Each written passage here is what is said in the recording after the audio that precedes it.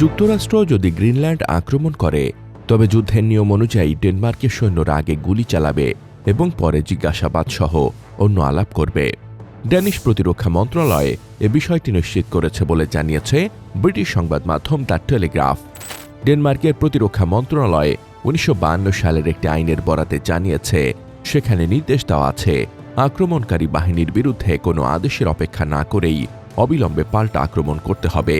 ডেনমার্কের মধ্য ডানপন্থী সংবাদপত্র বার্লিংসে এই নিয়মের বর্তমান অবস্থা সম্পর্কে জানতে চাইলে প্রতিরক্ষা মন্ত্রণালয় জানায়, নিয়মটি এখনও বলবৎ রয়েছে। দেশের ওপর হামলা এবং যুদ্ধ চলাকালে সামরিক প্রতিরক্ষার জন্য সতর্কতামূলক ব্যবস্থার জন্যই এই আদেশ।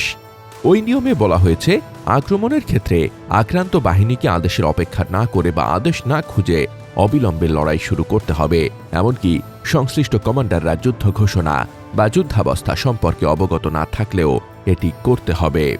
চলতি সপ্তাহে মার্কিন প্রেসিডেন্ট ডোনাল্ড ট্রাম্প ন্যাটোর অন্তর্ভুক্ত অঞ্চল গ্রিনল্যান্ডকে যুক্তরাষ্ট্রের সঙ্গে যুক্ত করার অভিপ্রায় পুনর্ব্যক্ত করেছেন।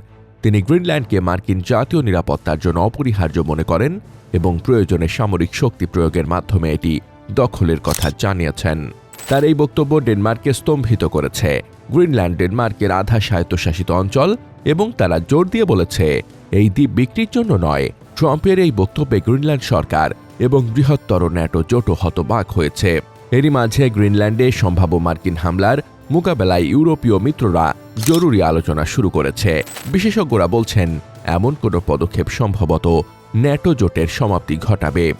আর্কটিক দ্বীপটি যুক্তরাষ্ট্রের দখল করে নেওয়ার চেষ্টার বিপরীতে ইউরোপের প্রতিক্রিয়া কেমন হওয়া উচিত সেই আলোচনা প্রসঙ্গে ফরাসি পররাষ্ট্রমন্ত্রী জন-নোয়েল বরো বলেন, আমরা পদক্ষেপ নিতে চাই, তবে তা আমাদের ইউরোপীয় অংশীদারদের সঙ্গেই করতে চাই।